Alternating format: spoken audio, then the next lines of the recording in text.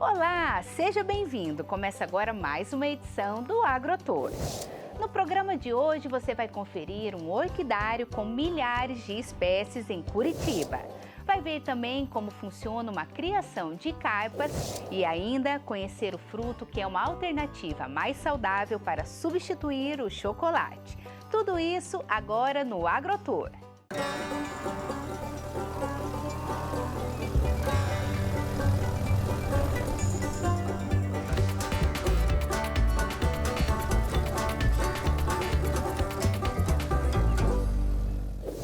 Você sabia que o maior acervo de orquídeas do Brasil fica em Curitiba? São milhares de exemplares nacionais e importados, reunidos em um ambiente super charmoso.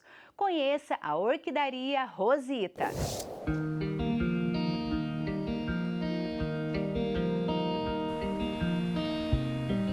Rosita sempre gostou de plantas e aprendeu a cuidar delas ainda enquanto criança.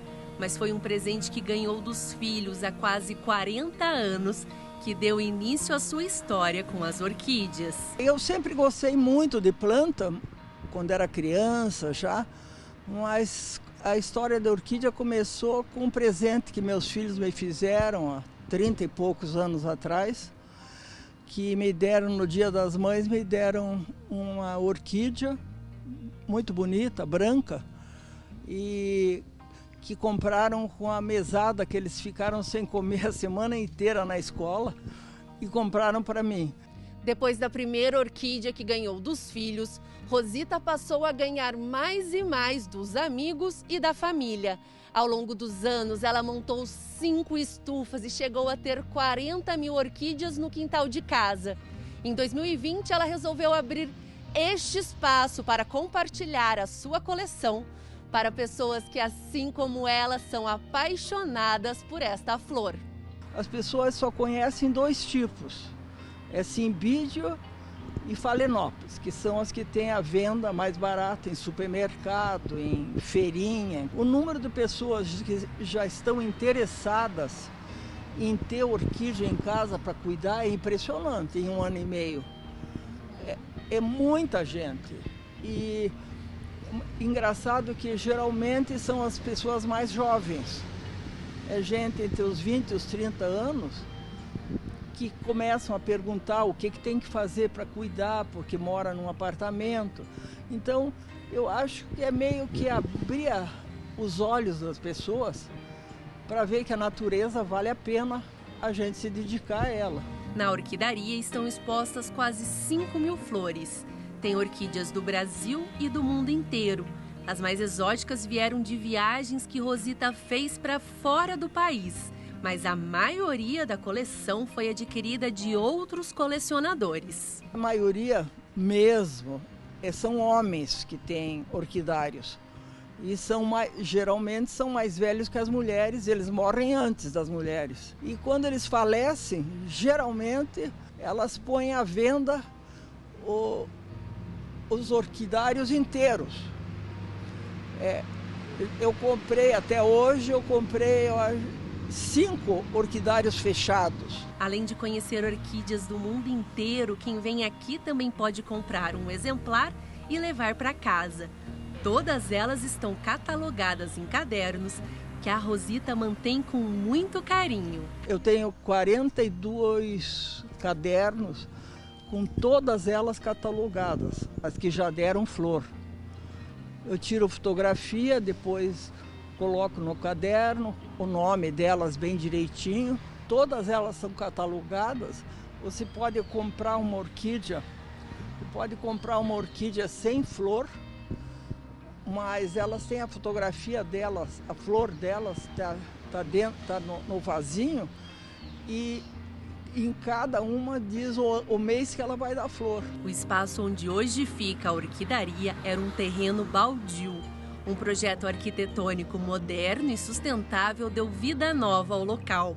A ideia é que os visitantes possam passar momentos agradáveis em meio a jardins cuidadosamente elaborados. O Daniel foi o responsável por executar o projeto de paisagismo. É um projeto pensado em plantas que suportariam esse clima esse clima tão adverso, né? Com tanta amplitude térmica, com geadas, com tudo. Então, um jardim tropical, mas pensando no clima de Curitiba. Ele é mineiro e veio para Curitiba para executar a obra, mas acabou ficando por aqui. A paixão pelas orquídeas falou mais alto e hoje ele trabalha na orquidaria. Eu trabalho com orquídeas desde menino, desde os 9 anos, e tenho uma experiência bem grande. E trabalhar com a dona Rosita é uma glória, né? Um privilégio, na verdade. Ela tem um acervo incrível, né? Com plantas, com espécies, com híbridas e exóticas, né? Plantas do mundo inteiro. Seja para tomar um café, apreciar as flores ou simplesmente relaxar, a Orquidaria Rosita é mais um espaço digno de visita em Curitiba. Eu tive 6 filhos, muito em seguida. Durante 15 anos só cuidei de criança, porque não dava tempo de nada. Mas eu, quando ia para dentro da estufa lá de casa, dá a impressão que a gente fica mais leve. A alma da gente fica mais leve.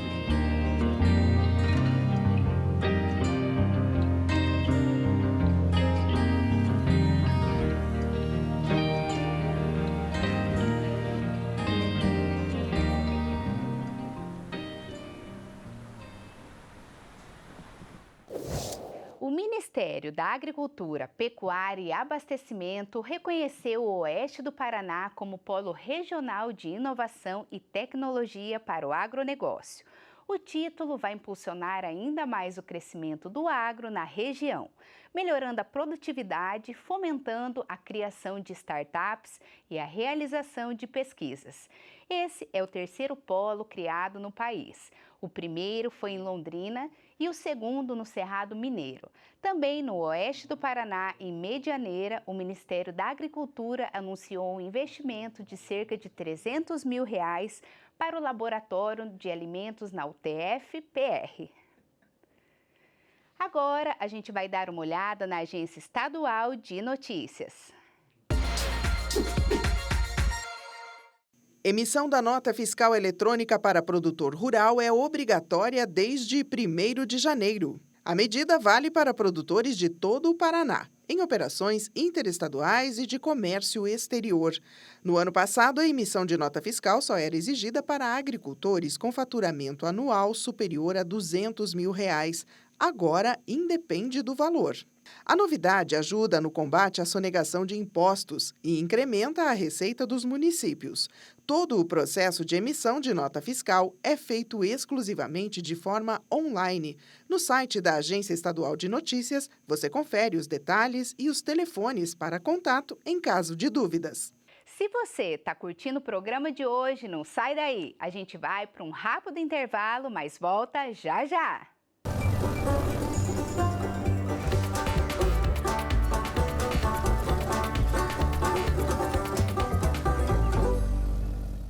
De acordo com o último censo agropecuário, a região metropolitana de Curitiba tem mais de 2.000 propriedades que investem na piscicultura. A nossa equipe foi até um desses locais conhecer uma criação de carpas. Os peixes são valorizados no mercado e comercializados para todo o Brasil. O professor de educação física virou piscicultor. Adalto se dedica aos peixes há quase 3 décadas, mas foi há 8 anos que ele resolveu deixar o magistério e trabalhar integralmente com piscicultura, em uma propriedade de 3 alqueires na zona rural de Colombo, na região metropolitana de Curitiba.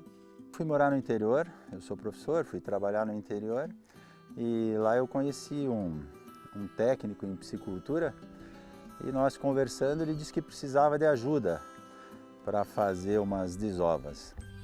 E aí fui acompanhá-lo nas desovas e fiquei apaixonado por aquilo. As carpas coloridas foi a pedido dos próprios clientes.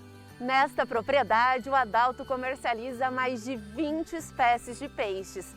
As tilápias, preferidas do paladar dos brasileiros, representam mais de 80% das vendas. Mas existe uma outra espécie que está chamando a atenção dos consumidores por sua beleza e exuberância.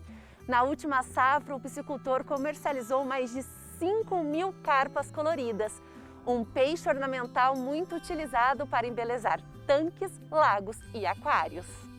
O Adalto comercializa os peixes ainda filhotes, são os chamados alevinos. As carpas coloridas, por exemplo, são vendidas a partir dos 3 centímetros. A carpa colorida, né, ela já é criada há muitos e muitos anos, né? E hoje a gente tem aí 2 tipos, a gente pode falar assim, de carpas, né? Carpa colorida comum e a carpa colorida japonesa, que é a Nishikigoi ou Nishikigoi. A carpa colorida japonesa é um melhoramento genético, né? Elas têm cores mais vibrantes, têm um padrão de cor melhor, né? Tem formatos, desenhos, né, no corpo que fazem dela ser uma carpa especial, né? A carpa colorida comum já é bonita, lógico, né? Mas com esse melhoramento chegou-se a essa carpa aí. Elas podem ser criadas com qualquer outra espécie. Elas suportam muito bem a água fria, então aqui para a nossa região, né, de Curitiba ou próximo, que é bem frio, elas conseguem sobreviver muito bem.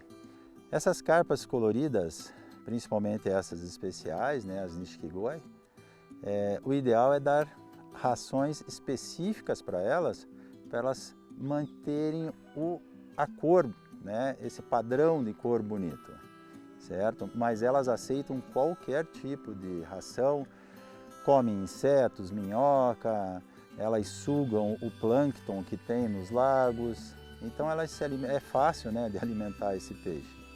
Os alevinos são enviados aos compradores em embalagens como esta aqui, com água e oxigênio, o que torna possível a comercialização até para outros estados. Então, as pessoas vêm, escolhem seus peixes, escolhem pela cor, pelo tamanho, e nós embalamos elas em sacos plásticos com água e oxigênio. Nessa embalagem elas duram até mais de 20 horas. E uma curiosidade é que esses peixes coloridos, quando bem tratados, podem viver mais de 80 anos. As carpas coloridas a gente vende elas desde o tamanho de alevino, 3, 4 centímetros, e até carpas adultas também, com mais de 30 centímetros. As carpas coloridas, elas crescem muito rápido. O que sempre me perguntam é assim, né? Mas se eu colocar essa carpa no meu aquário, né? O peixe cresce conforme o espaço que ele tem. A carpa colorida, ela passa de 5 quilos. Ela fica bem grande mesmo. Depende muito da qualidade da água, da qualidade da ração, né? Como elas são tratadas. Confira agora outro destaque do Agro Paranaense. Uma pesquisa do Instituto de Desenvolvimento Rural do Paraná, em parceria com a UFR, está desenvolvendo um aplicativo para identificar bovinos a partir da leitura biométrica do focinho dos animais. O novo método, além de eficiente, não prejudica o bem-estar do rebanho, como ocorre com a marcação a ferro quente, por exemplo. O sistema de identificação é importante para monitorar a alimentação dos animais, a aplicação de medicamentos, rastrear a cadeia produtiva e auxiliar o trabalho das agências governamentais de defesa sanitária. A estimativa é que até o fim deste ano o aplicativo entre em fase de testes para uso comercial. Você já ouviu falar em alfarroba? O fruto é uma alternativa para substituir o chocolate. Tem menos gordura e é naturalmente mais doce e rico em fibras. A alfarroba é aliada para quem busca uma alimentação mais saudável sem abrir mão daquele docinho de vez em quando. A alfarroba é usada na produção de vários alimentos nesta fábrica de Campina Grande do Sul. A vagem nativa do Mediterrâneo substitui o cacau. A polpa dessa vagem é torrada, moída em pó e é utilizada na formulação como um alternativo ao cacau, né, na produção de um alternativo de chocolate. A fábrica, que detém a tecnologia da matéria-prima natural da alfarroba, criou receitas saudáveis para todo tipo de consumidor, com ou sem restrições alimentares. Todos os produtos são veganos, sem adição de açúcar, sacarose, sem glúten e sem soja. Ela tem algumas vantagens em relação ao cacau. A principal delas é não conter os 2 estimulantes que estão contidos no cacau, que é a cafeína e a teobromina. E, adicionalmente, ela contém um teor natural de açúcar em torno de 45%, contra aproximadamente 5% do cacau. Ela é rica em sais minerais, em minérios, ela possui um balanceamento bastante equilibrado entre sódio e potássio, e é rica em fibras também, muito utilizada para as fibras probióticas, que na verdade têm um efeito bastante benéfico na flora intestinal. O conceito de inclusão aqui vai além dos alimentos saudáveis. A fábrica funciona em harmonia com o meio ambiente. Os cuidados com a sustentabilidade estão em toda a estrutura. A água usada na empresa, por exemplo, é captada de forma sustentável e ecológica e é certificada pela Sanepar. A consciência ambiental reforça o objetivo da empresa de disseminar a saúde para todos. Essa tranquilidade que o próprio ambiente da natureza traz para nós também queremos repassar isso para o nosso consumidor. Pode ficar tranquilo, porque se está escrito que não tem soja, não tem leite, não tem açúcar, não tem nada de origem animal, você pode confiar.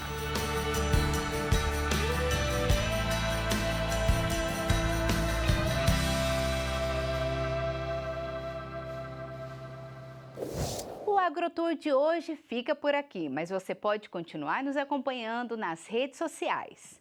Muito obrigada pela companhia, a gente se vê na próxima semana. Tchau!